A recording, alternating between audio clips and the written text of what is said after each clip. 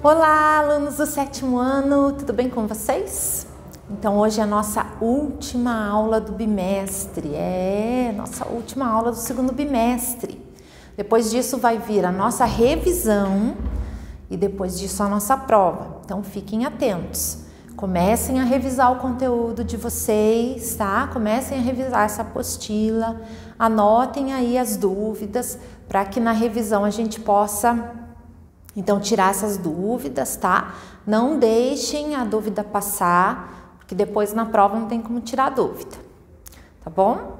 Então, nossa última aula de hoje nós vamos falar sobre os biomas brasileiros. Aula passada nós falamos dos biomas mundiais, né? E hoje nós vamos falar sobre os biomas brasileiros.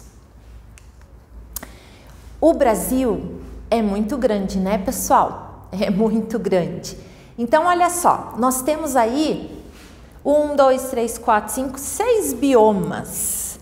6 biomas diferentes. Então, lá em verde nós temos a Amazônia ou floresta amazônica, que é a floresta tropical, né? Que se refere ao bioma floresta tropical. Temos em amarelo o cerrado, né, que nós podemos considerar como savana, né, como bioma mundial. Nós temos a Mata Atlântica em azul. Temos a Caatinga em vermelho. Temos o Pampa ali em roxo e o Pantanal Mato-Grossense ali em marrom. Então vocês vejam só. O Brasil tem uma diversidade enorme, enorme, enorme. Por quê? Porque existem muitas espécies de plantas e animais diferentes. Então, cada bioma desse tem as suas características. Então, olha só, dica de prova. Características dos biomas, de cada um dos biomas brasileiros. Tá bom? Vamos ver cada um deles aqui. Floresta amazônica, então, como eu falei para vocês, é a floresta tropical, né? A maior biodiversidade do mundo. Ela ocupa, olha lá, 49% do território brasileiro. Então, metade do território brasileiro, pessoal, é floresta tropical, é floresta amazônica. Por isso ela é tão importante para nós, tão importante para o mundo inteiro, né? Então, ela está nos estados do Acre, Amapá, Amazonas, Pará, Rondônia, Roraima, Maranhão, Tocantins e Mato Grosso, além do Peru, Equador, Colômbia, Bolívia e Venezuela, né? Bolívia, Venezuela, Guiana e Suriname. Então, vocês vejam que ela ultrapassa os limites do território brasileiro. Ela também tem a sua extensão nos países da América Latina, da América do Sul, né? Ok? Ela compõe, a floresta amazônica, ela tem, né, nela inserida o rio Amazonas, passa por ela o rio Amazonas, o maior do mundo, né? Então, ele é o maior do mundo, na verdade, em volume de água. Então, a quantidade de água que tem nesse rio faz com que ele seja o maior do mundo em volume de água. 20% da água doce do planeta é composta pelo rio Amazonas. Então, pessoal, veja a importância desse bioma, veja a importância desse ecossistema para o nosso planeta, tá?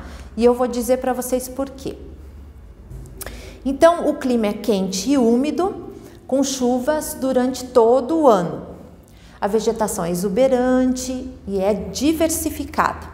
O solo, ele não é muito fértil, tá? O que não favorece o crescimento de plantas rasteiras. Por quê, pessoal? Eu coloquei ali, sombreamento do solo. Como as árvores são bastante densas, então elas fecham muito, né? Elas são bastante fechadas. Então, a luz do sol, ela quase não ultrapassa, né? Quase não chega ao solo da Amazônia. Por isso que não cresce muita planta e o solo é pouco fértil, porque recebe pouca luminosidade também. E aí, não recebendo luminosidade, não faz fotossíntese, não fazendo fotossíntese, não cresce. Então, por isso, tá? Mas, né, em contrapartida, né, existem milhares de espécies de plantas, né? E essas milhares de espécies de plantas alimentam, né, a biodiversidade, a diversificação tão grande que existe também de animais na floresta amazônica. Então, plantas a gente pode citar aqui, ó, o açaí, né? O açaí que vocês conhecem, sumaúma, o castanheiro do Pará, que a gente come castanha do Pará, seringueira, né? Da onde é tirado a borracha, né? O látex para borracha, e a Vitória régia. Então, olha lá, aquela primeira figura ali é o açaizeiro. A Vitória régia é aquela planta aquática, muito bonita, né? E ali uma seringueira, tá? Então, pessoal, em relação à fauna, a floresta amazônica, ela tem uma enorme biodiversidade de animais, como eu já falei. Insetos, aracnídeos, anfíbios, aves, serpentes e mamíferos, peixes e crustáceos, tá? Muitas espécies são endêmicas. O que é espécie endêmica, professora? Espécie endêmica são espécies que são só daquele local, tá? Não existem em lugar nenhum no mundo. Por exemplo, posso dar um exemplo, por exemplo, lá da Austrália, os cangurus. Só existe lá, não é verdade? As girafas, só existe lá na África, né? Então, existem muitas espécies endêmicas aqui no Brasil também, tá? A gente pode citar, olha só, a preguiça, as araras, o peixe-boi, ali o boto rosa.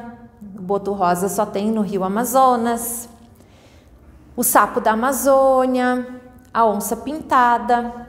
Então, alguma dessas espécies, pessoal, só existe lá na Amazônia, tá? Então, nem dá para colocar todos os animais aqui, porque é uma infinidade muito grande de espécies de animais, tá bom? Mas eu coloquei aí alguns para vocês perceberem o quanto Deus foi generoso conosco em criar a floresta amazônica para nós, para nosso agrado, para o nosso contento, né? Para que a gente possa observar e apreciar essas belezas que Deus nos deu. Pessoal, tem um bichinho muito bonitinho na Amazônia. Na verdade, ele é o símbolo da Amazônia. Ele se chama Irapuru. O Irapuru. O canto dele é muito lindo. Eu não vou conseguir colocar aqui. Peço desculpas a vocês, mas eu coloquei o endereço do YouTube em azul. Não sei se vocês vão conseguir enxergar aí. Mas depois eu passo para vocês vou passar para vocês, né, esses slides, e daí vocês copiam esse endereço do YouTube e tem lá o canto do Irapuru. Ou vocês podem procurar também no YouTube lá, põe lá canto do Irapuru. Vocês vão ver que canto mais lindo, mais perfeito, né? Então, ele é o símbolo da Amazônia. E vocês vão perceber por que eles falam que é o símbolo da Amazônia. Porque o canto dele realmente é lindo, é encantador, tá bom? Então procurem lá que vocês vão ouvir e vocês vão ficar impressionados. Então, pessoal, falando da conservação... Opa, desculpa, quase derrubei aqui. Deixa eu pegar um pouquinho de água. Falando da conservação da Amazônia, o desmatamento em 2019 chegou a 7.989 quilômetros quadrados. Pessoal, é muita coisa, né? Não? 7.000 quilômetros quadrados é muita coisa, né? É como se fossem 451 milhões de árvores derrubadas. Então, a Amazônia tem sido muito devastada, né? Existe aí toda uma discussão a respeito disso, né? A respeito da Amazônia. Realmente ela tem sofrido muito, né? Com pessoas que têm interesse nela, né? Interesse nas árvores, interesse nas riquezas que a Amazônia tem. Então, ela sofre muito com a questão de tráfico também de animais, né? A exploração de madeira, né? Garimpo, né? Que é a atividade que retira minerais da Amazônia.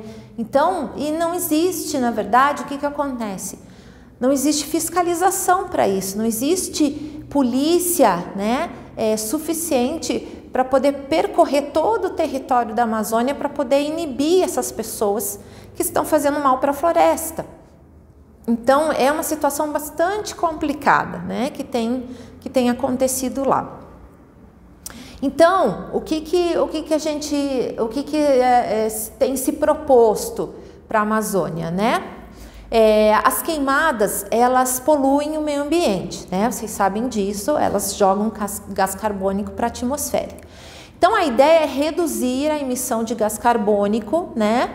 Para que não haja mais poluição atmosférica. Então, inibir, né, essas queimadas que acontecem para que não haja lançamento de gás carbônico para a atmosfera.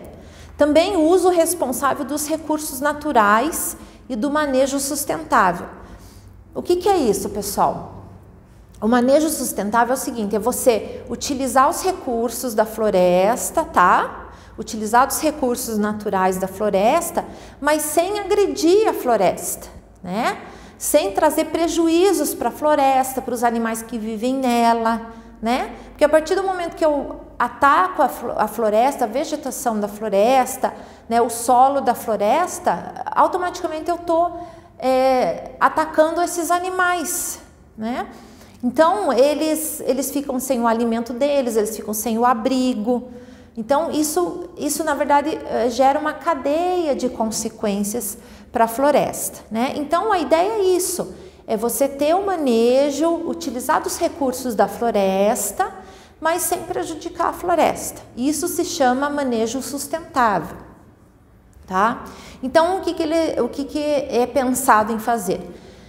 A preservação das espécies, né? E o que isso traz para nós, na verdade?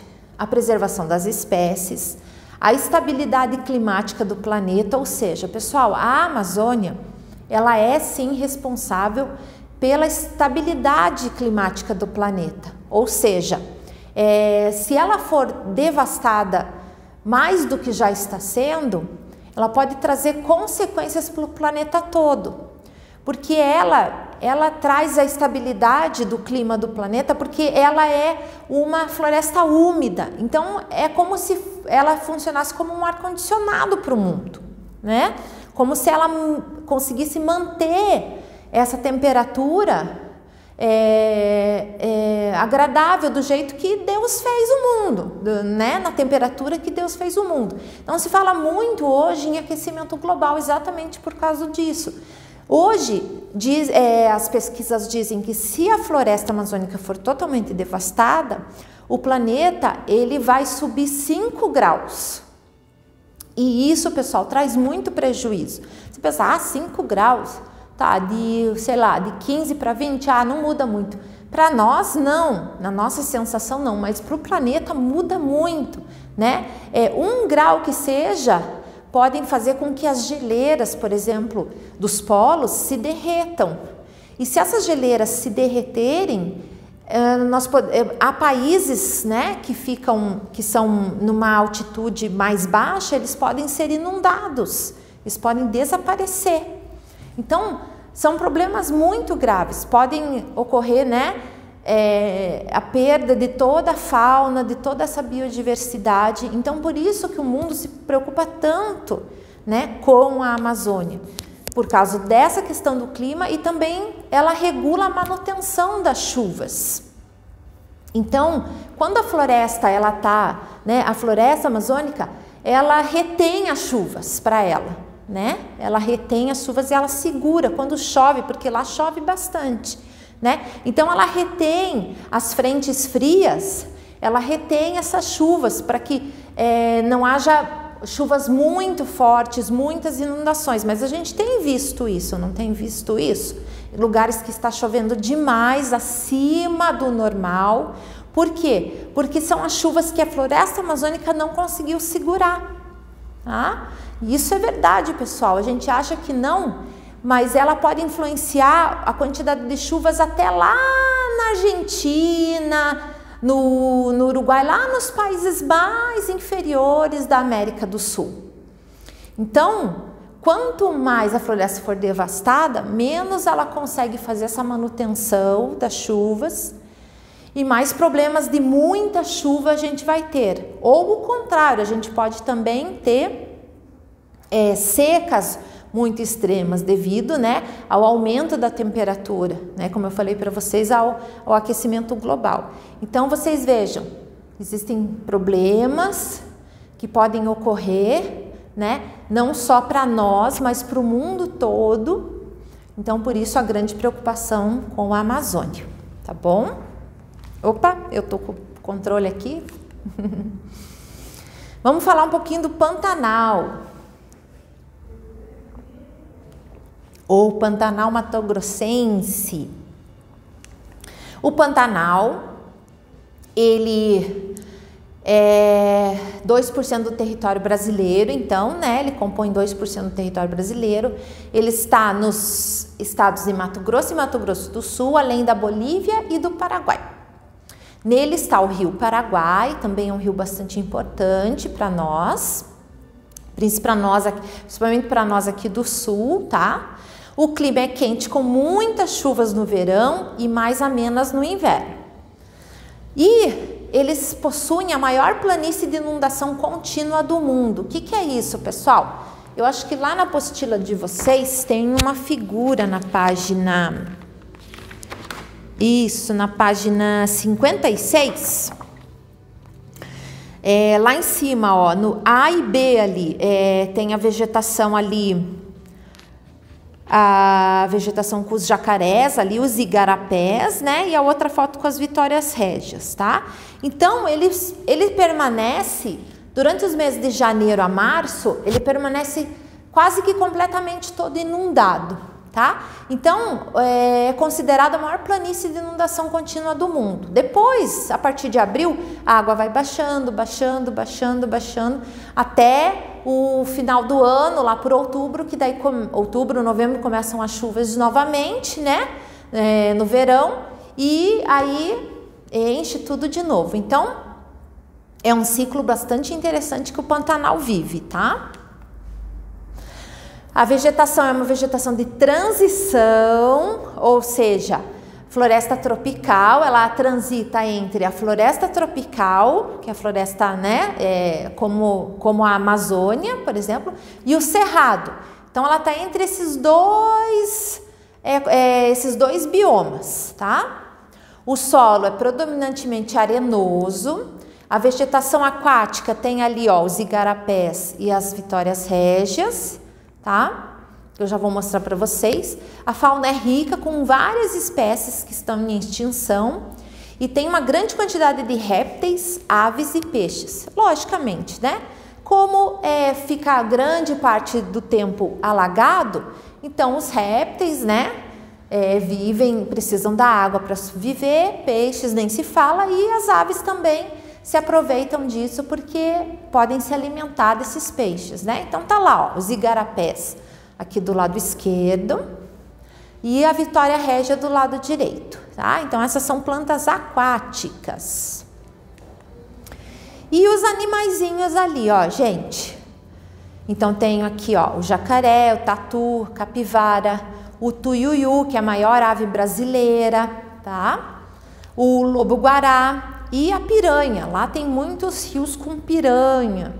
Então é perigoso. E vamos falar um pouquinho da conservação desse bioma. Quais são as ameaças do Pantanal hoje? A caça e a pesca ilegal, o tráfico de animais e a pecuária. Tá? Então, como o Pantanal ele tem áreas, né, de campos igual o Cerrado, então ela é bem propícia para a criação de gado. Tá? O que nós podemos fazer para a conservação do Pantanal? A conservação da biodiversidade, criação e implementação de unidades de conservação. O que é isso, pessoal? É utilizar, né, o bioma, utilizar a floresta, utilizar o meio ambiente, né, para as atividades, né? Só que existem, respeitando as unidades de conservação. Então, dentro do, por exemplo, do Pantanal ou da Amazônia, ou seja qual for o bioma, eles delimitam áreas de conservação, unidades de conservação, para que aquele lugar não seja explorado, tá? Então, eles fazem a exploração, né, sustentável, que nem eu falei para vocês, né?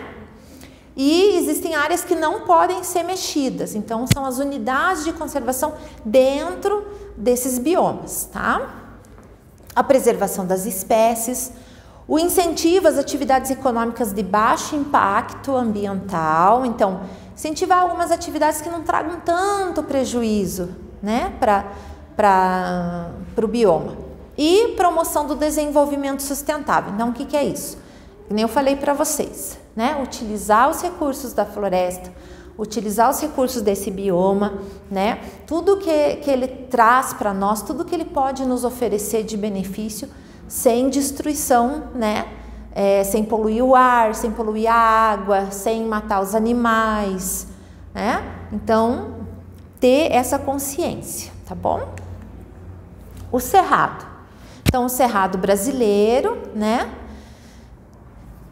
Tá aí, ó. Vocês podem ver, ó, tem a foto da esquerda, ela tá bem verdinha, né? Verdinha, amarela, e a da direita tá mais seca, né? Então, eles têm essa grande variação na paisagem, tá? Então, compõe 24% do território brasileiro, está nos estados de Goiás, Tocantins, Mato Grosso do Sul, Minas Gerais, Bahia, Maranhão, Piauí, São Paulo e Paraná. Os principais rios no Cerrado são o Rio Tocantins e o Rio São Francisco. O clima é quente, sem grandes variações de temperatura, tá? E o verão é chuvoso e o inverno é seco. Então, por isso que essa vegetação ela muda muito, porque como no verão é chuvoso, então, né, as folhas ficam verdes, fica tudo verde, bonito, né? E como o inverno é muito seco, então essas folhas começam a perder água, a ficar laranjadas, amareladas e começam a perder suas folhas. Como eu falei ali, ó, vegetação, e a vegetação é heterogênea.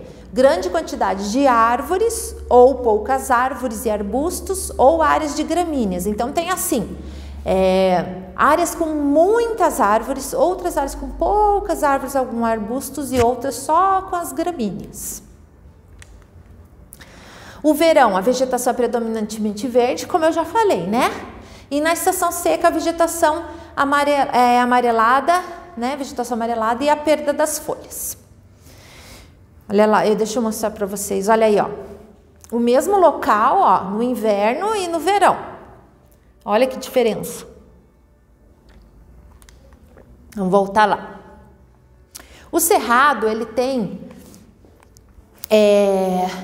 uma característica que é um fenômeno das queimadas espontâneas, tá? Então, quando no inverno está muito seco, acontecem algumas queimadas espontâneas.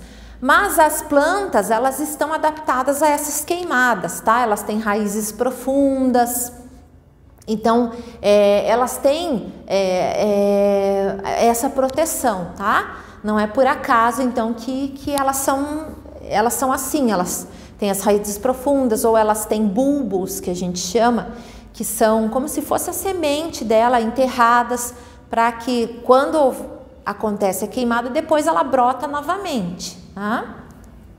Isso não tem a ver com as queimadas que são feitas pelo homem, tá? É uma queimada, é um ciclo que esse bioma passa, tá? Que é natural do bioma.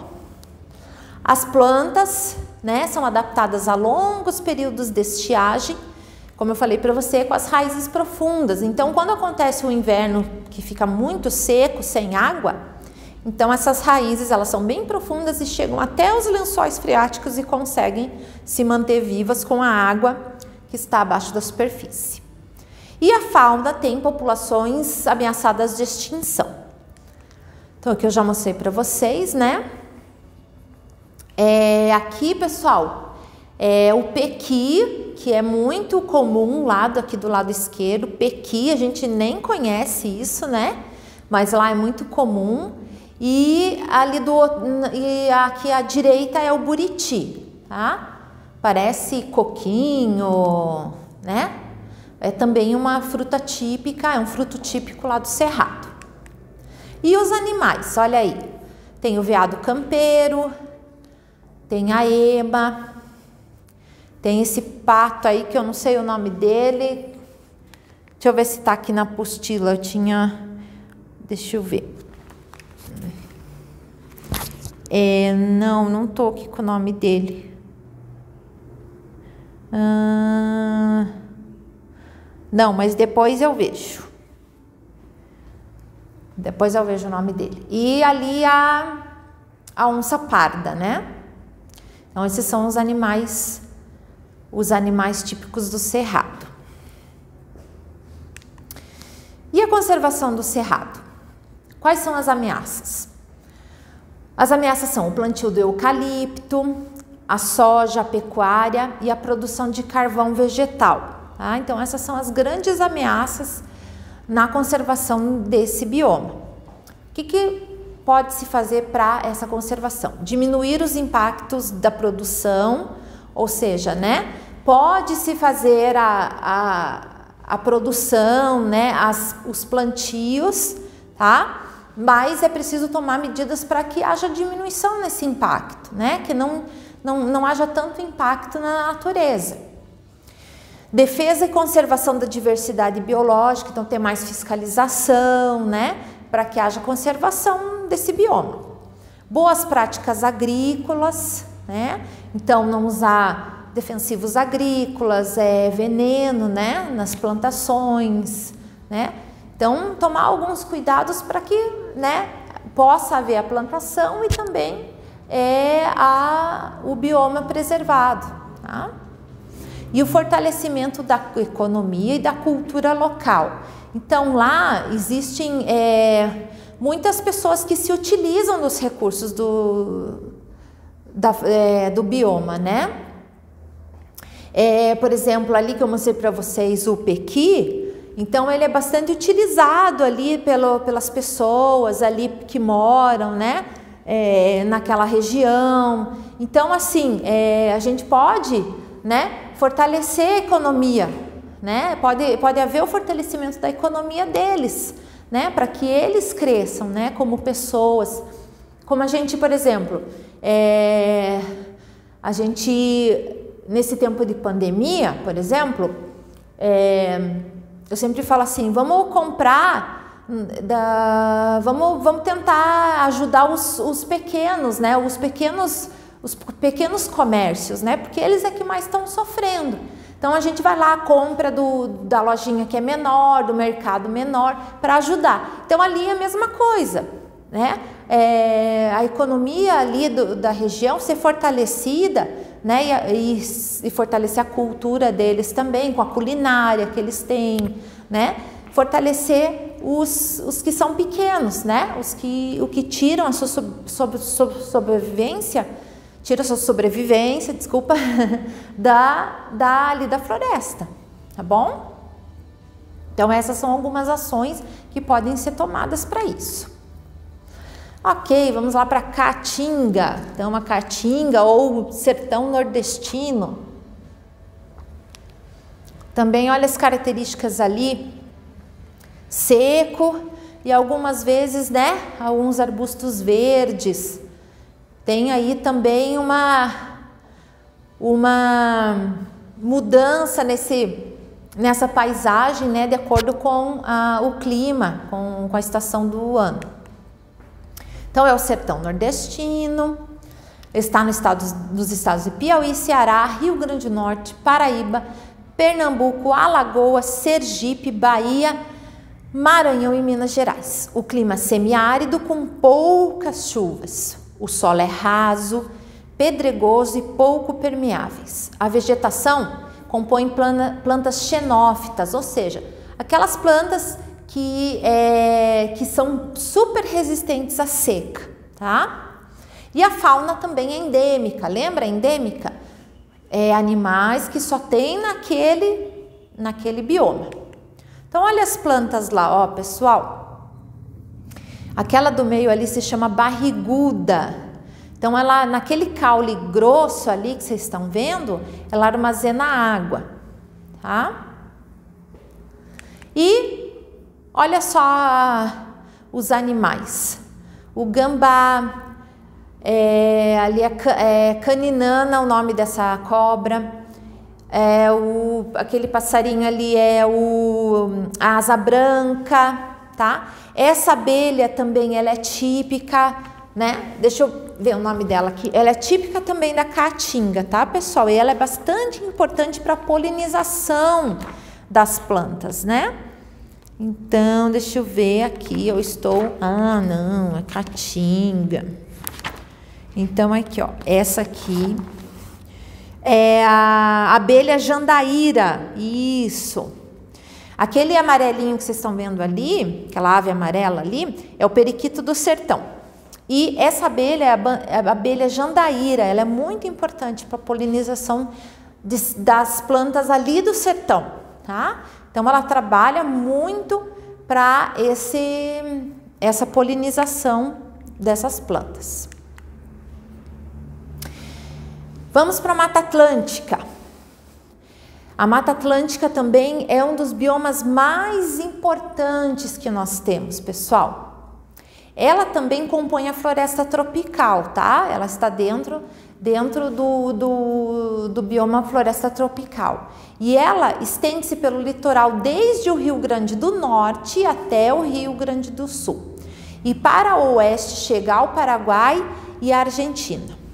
Hoje, a Mata Atlântica, ela possui menos de 8% da cobertura original. Ou seja, pessoal, a Mata Atlântica ela foi devastada em 82%. 82%, tá? Então, 92%. 92% da floresta já foi devastada, só restam 8%, tá? Ela tem um solo úmido e pobre em nutrientes. E os ecossistemas mais importantes dentro da Mata Atlântica são os manguezais litorâneos, tá? E a Mata das Araucárias, que eu vou mostrar agora para vocês. Primeiro, a Mata das Araucárias. Olha só a Mata das Araucárias. É bem conhecido nosso, não é não, pessoal? Olha lá, Araucária angustifolia, né? Nome científico da araucária, que nos dá o pinhão, que está na época do pinhão. E ali tem uma fotografia da gralha azul. A gralha azul, ela é a principal responsável por plantar as araucárias, ou seja, ela come, né, o pinhão, aí ela, na defecação dela, sai lá o pinhão, né, às vezes moído, logicamente, já adubado, já com o cocôzinho dela adubado. Ele cai no solo e automaticamente cresce uma araucária. Então, ela é muito importante para essa preservação da floresta, né, dessa mata das araucárias que a gente conhece muito bem, né? E os manguezais litorâneos também é um ecossistema bastante importante, pessoal, tá? Vocês podem ler na apostila de vocês, tem um texto bem bacana. Na página 67, você sabia? O manguezal e a Mata das Araucárias. Então, tem algumas informações bem importantes aqui, tá? Sobre algumas curiosidades aí sobre a Mata Atlântica e sobre os manguezais também. Esse ecossistema, pessoal, ele é muito importante porque ele serve de berçário para os peixes, crustáceos e outros animais, né, que dependem da água para sobreviver. Então, ele é bem importante por causa disso, porque é ali que os peixes deixam suas ovas, né, que os crustáceos deixam, né, formam ali, né, o seu lar, e ali é onde eles vão se reproduzir. Então, por isso que é tão importante a manutenção desses manguezais litorâneos. Aqui estão alguns animaizinhos, né? Ali da Mata Atlântica, tá? Ali é o porco... esqueci o nome dele agora. Daí tem o tamanduá... Depois eu falo para vocês. Depois a gente vê. É o o tamanduá bandeira. Olha ali, o mico-leão dourado, a arara azul, o tucano e a jaguatirica. Então, muitos desses animais estão ameaçados de extinção, tá bom, pessoal? Então, a conservação da Mata Atlântica, eu vou me ater um pouquinho mais a parte dessa conservação da Mata Atlântica, porque ela é bastante importante também, tá? Então, quais são as ameaças hoje da Mata Atlântica? A agropecuária, a expansão urbana desordenada, a exploração predatória de madeiras e diversas espécies vegetais, a comercialização de animais silvestres, a industrialização, a pesca predatória, ou seja, a pesca que depreda, né? Que acaba com os peixes, o turismo desordenado, o consumo excessivo, né? Daquilo que a mata pode oferecer, a produção de lixo e a poluição. Então, vocês vejam quantas ameaças sofre a Mata Atlântica, né, pessoal? Uma coisa que eu queria destacar aí para vocês é a comercialização de animais silvestres.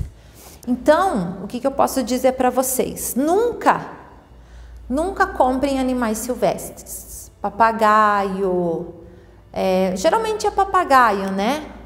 Ou aves silvestres, ou animais silvestres, macacos. Por quê, pessoal? Porque esses animais, eles são tirados indiscriminadamente da floresta, né?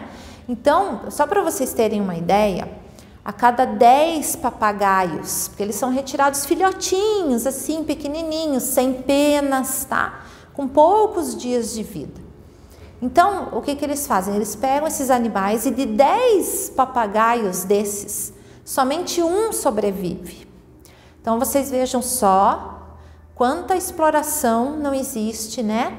E como a fauna, né, sofre com esse tipo de coisa. Então, não compre animal silvestre. Compra lá um cachorrinho, um gatinho, um hamster, um porquinho da Índia, um coelhinho, um peixe, né? Mas não compre animal silvestre. Os animais silvestres, eles são traficados de forma ilegal, não é uma prática legal, tá? Então, não esqueça disso, isso é uma coisa bastante importante.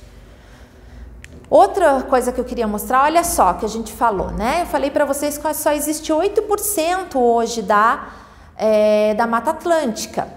Então, olha só como é que era lá quando o Brasil foi descoberto, em 1500, como era a Mata Atlântica.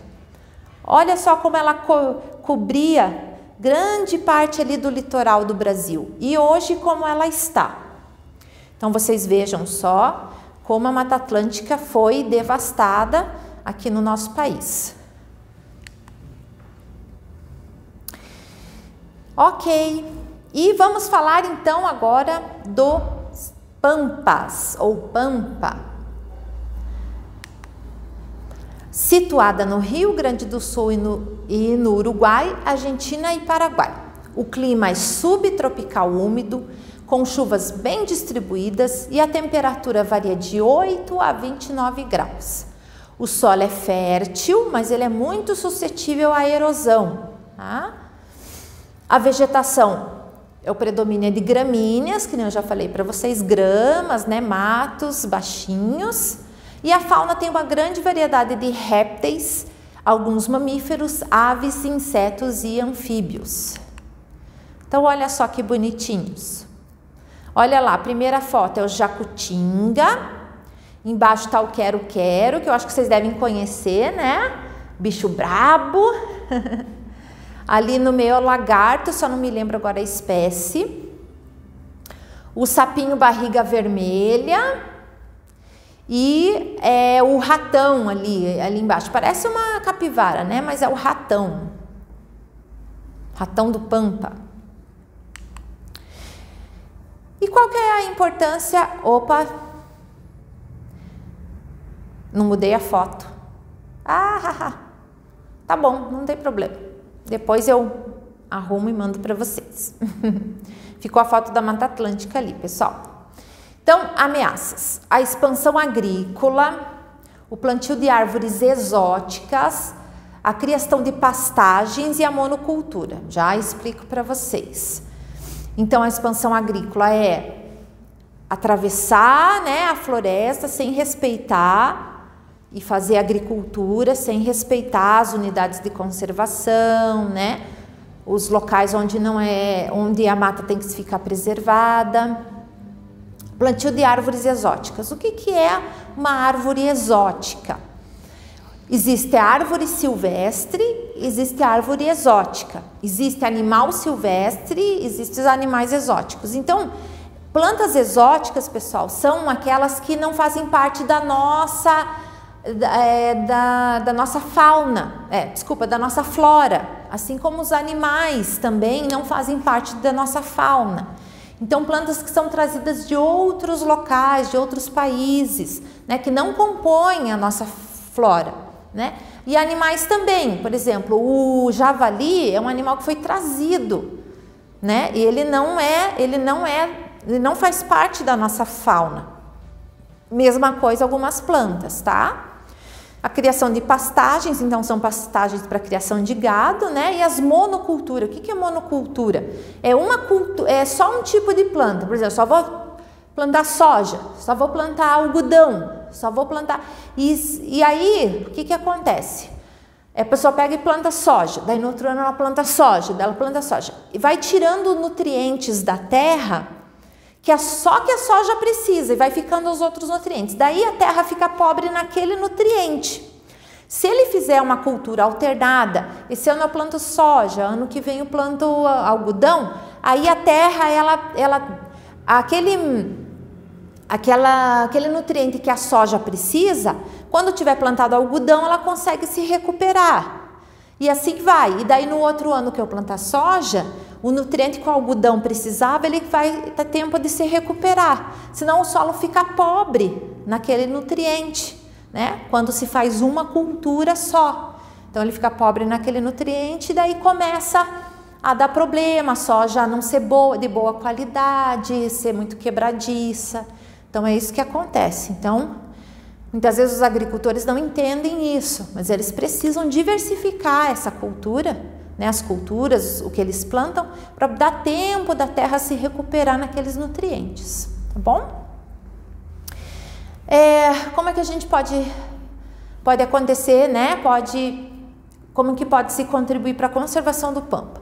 Incentivo às atividades econômicas sustentáveis, que eu já falei para vocês, né, sobre economia sustentável, a diversificação da produção rural, que eu acabei de falar para vocês, e a valorização da pecuária com o manejo do campo nativo, ou seja, né, manter o bioma do jeito que está, né, sem devastar, né, e fazer com que os animais, né, criados ali possam se utilizar daquele bioma do jeito que ele é e não retirar a vegetação, né, não tirar a vegetação ou plantar outra coisa, deixar do jeito que está e fazer com que haja essa pecuária de manejo, né, essa pecuária criando o boi assim, livre, na pastagem original mesmo, tá?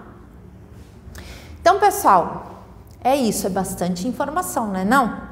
Então, anotem, tá? Eu vou colocar lá para vocês no nosso mural, né?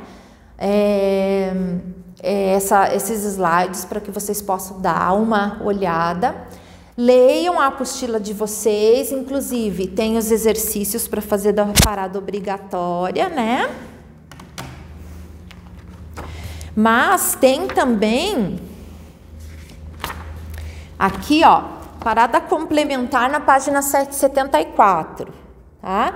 Tem informações bem bacanas, tá? Aqui, que vocês podem tirar essas informações, curiosidades também sobre todos os biomas, tá? Então, deem uma olhada. E também na página 83, ó, um texto sobre por que é importante a biodiversidade, cuidar da biodiversidade, né? Tá? Então leiam, é bastante importante, tá bom? E nós teremos então a nossa revisão na semana que vem, depois nós teremos a nossa prova. Então estudem, deem uma boa revisada, anotem as suas dúvidas, mandem as suas dúvidas no mural, se quiserem, e a gente vai fazer uma boa revisão. E eu espero que vocês tenham gostado da nossa aula, tá bom? Porque eu curti pra caramba, tá bom? Pessoal, obrigada e uma boa semana de estudos para vocês. Até!